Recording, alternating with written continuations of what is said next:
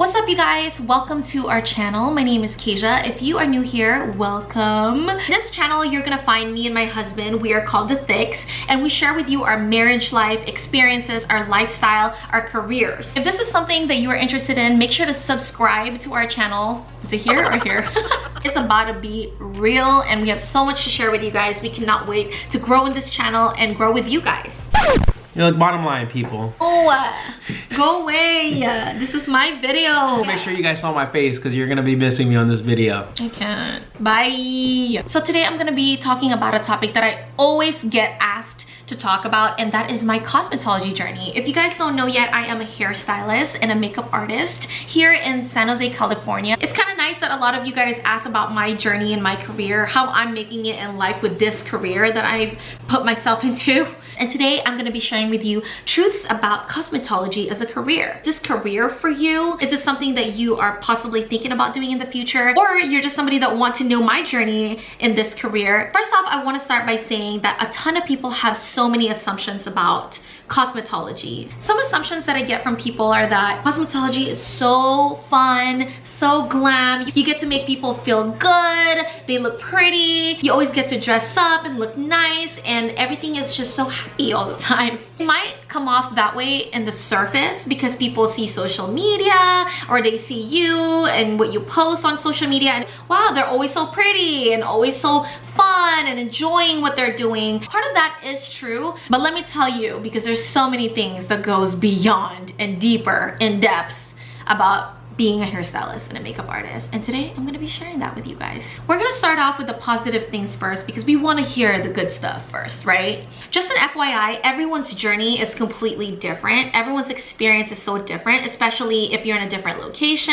This is just my personal experience, so everybody else's experience is probably going to be different than mine. In cosmetology, there's so many different avenues that you can take. You can become a nail technician, makeup artist, you can become an educator, an esthetician, you can just focus on barbering, you can become a hairstylist. Like, there's so many different avenues that you can take. That's why I also prefer for somebody to just go for cosmetology if you don't know what niche you want yet in the beauty industry, because it's just good for you to try out different paths first until you find out what you really want to do and what you're really good at and what you want to focus on. So for instance, right now I've been a hairstylist and a makeup artist for 3 years. Maybe, you know, next year I want to try something different. After cosmetology school, I didn't just all of a sudden start at a salon. I actually became a counter specialist first for Lancome. So I worked for Ulta, and I just wanted to focus on that. You know, I wanted to see different products, work in a team environment, work in skin, and work in makeup as well. So I wanted to try that first and see if that's something I really like. A year later, I figured that that's not my path. That's not what I want to do or see myself doing in the long run. So after doing that, I went ahead and started assisting a stylist at a salon. And eventually I realized that I actually really like to focus on just hair color. I added haircuts in there too. I used to hate haircuts, you guys. Like, in cosmetology school, I would like cringe every time I get a haircut client because I'm just like, ugh. I just don't want to do it. I didn't feel passionate about it. But while I was assisting, I realized, wow, I actually really like hair cutting and hair coloring. And then I went even more deeper in my niche, which is just to focus on women's cut and color. So that eventually became my job now, and I've been doing it for 3 years now. And who knows, maybe later on I can become an educator. And because I have my cosmetology license, I have all that experience and credibility. For a while also, I was doing behind the scenes for fashion shows. I was doing their hair and makeup. I loved the pressure, the go of being a hair and makeup artist behind the scene. So I legit used my cosmetology license to its full potential because I tried every single thing that I know I'm passionate about and I could potentially be really good at and make it as a career. Another great thing about cosmetology as a career is that you can potentially become your own boss. What I mean about that is that you can rent your own station at a salon. You can open up your own suite, open up your own salon if you want. You can even have your own bridal hair and makeup team like I do. For example, right now, I am my own boss because I rent at a station. The benefits about being your own boss is that you can manage your own time. I can take as many clients as I want or take it slow and just take 1 or 2 clients for the day. You can manage your own finances. You can increase your income. You can take your own vacations anytime you want. You can have all the freedom of creating an atmosphere that is you. When you are your own boss, there is no limit to what you can do. You can do what your heart desires for your business, and you can run it the way you want for yourself. I have so much more freedom that I am my own boss. So if you are somebody that want to be your own boss and you want to run your own stuff, then this is for you. All right, so now let's talk about the cons about being in this career. Not a lot of people know that this career is extremely exhausting. I mean, there's days when I'm on my feet from 10 to 12 hours a day, and it's exhausting. There's times when I'm so back to back that sometimes I don't even get to eat my lunch. You know, they come in, they get their hair done, it's all happy and good. But what they don't know is that we're standing up all day. It's exhausting. You're talking to people 24/7 while you're at work because you're constantly entertaining them. So you cannot have a bad attitude at all. You have no time to have a bad attitude. We have no time to be negative. The whole entire time we are entertaining people, we are being there for them, we are putting aside our feelings, our negative things,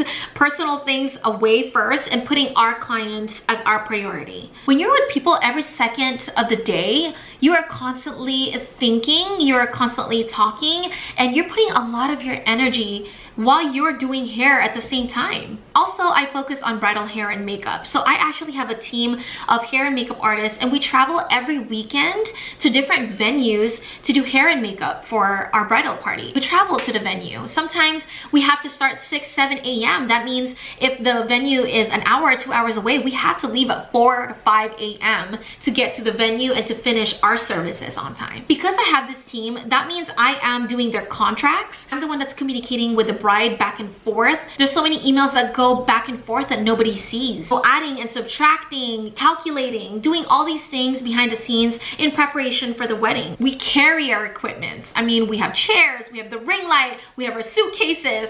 We are traveling freelance makeup artists and hairstylists. So this takes a lot physically.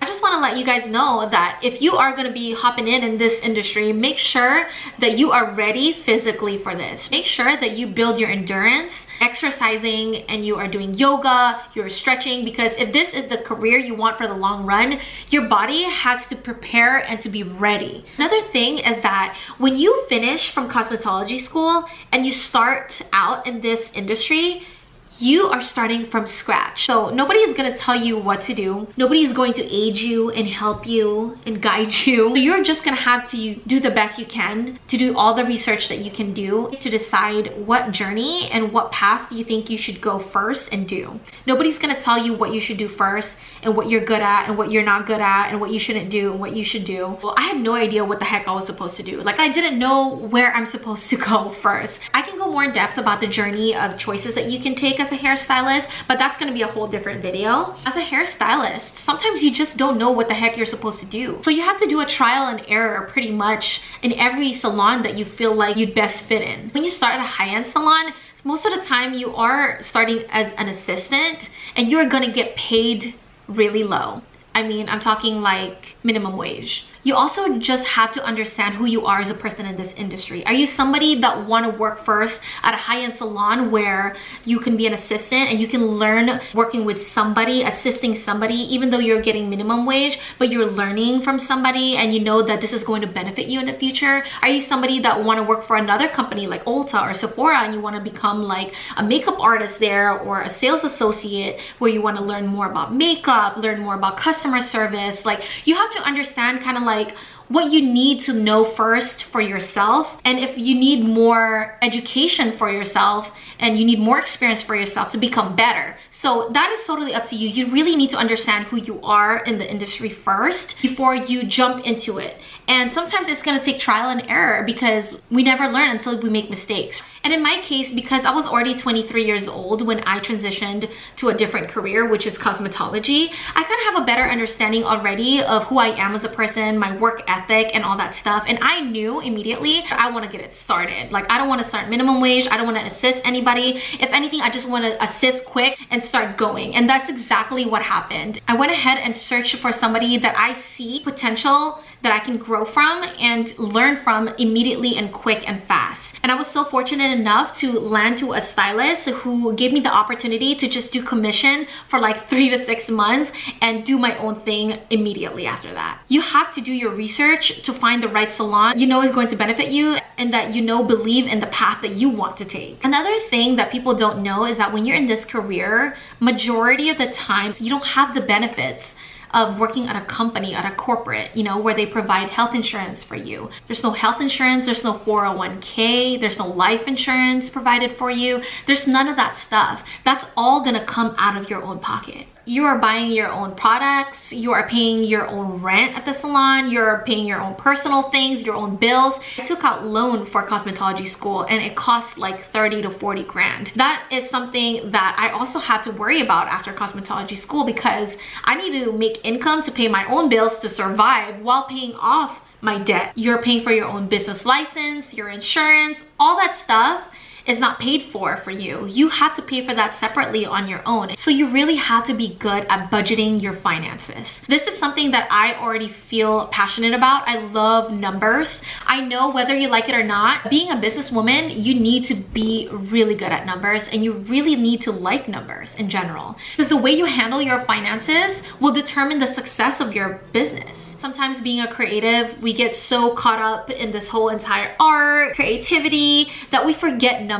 I would love to show you guys another video of how I budget my money also and how I handle my business money and my personal money on another video. Let me know in the comment below if you guys want me to share that. Aside from budgeting, you also need to learn how to do your taxes. It's not like you're working at a corporate where they have a W-2, W-4 ready for you. You become a 1099 sole proprietor, which means you are responsible to pay taxes at the end of the year. I'm sorry to break it to you guys, but you guys are not gonna have money at the end of the year, just like how everybody is. Every income that I make, I put aside 15 to 20% of that away in my savings, in my business savings, because I know at the end of the year, I'm gonna have to be giving 10 to 15% for my taxes that I need to pay at the end of the year. So that's just something for you guys to keep in mind. So when I started from scratch, I legit didn't have any clients whatsoever. I went from being an assistant to just in a few months renting a chair, and that was so scary and such a big risk. You are just relying on your own efforts to make income and to build your clientele. That means you have to market yourself. You gotta find ways to get your name out there. So some things that I did during that time is that I created flyers. I legit created flyers that I could pass out at the mall. I passed out at Santana Row. If you live here in San Jose, I was passing them out at Great Mall. I was passing them out with friends and family, and I was posting hella on social media like crazy, and I was legit texting everybody and just word of mouth. Every person I met that I felt like, ooh, I want to do her hair or that hair needs a little work, I legit had to humble myself and put my pride down and just do it because I was so passionate about it and I really wanted to just get my life started in this career that I had to do whatever it took for me to grow in it. Bottom line, cosmetology is super awesome.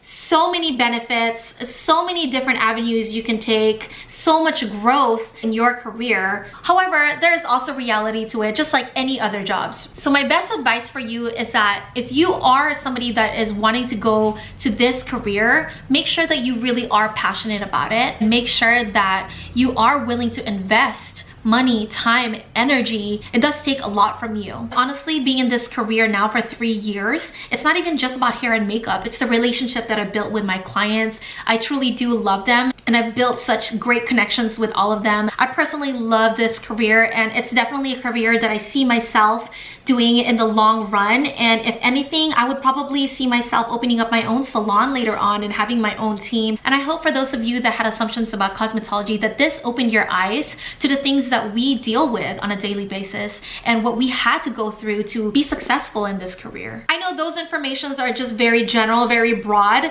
and I want to go more deeper with you guys and really share with you more about it. So if this is a topic that you guys are really interested on me doing more of, make sure that you guys comment down below so I can actually create a playlist of this. If you like this video, make sure to thumbs up and subscribe to our channel because we have so many videos coming up. Once again, my name is Kasia, aka Mrs. Thick, and I'll see you guys next time. Bye.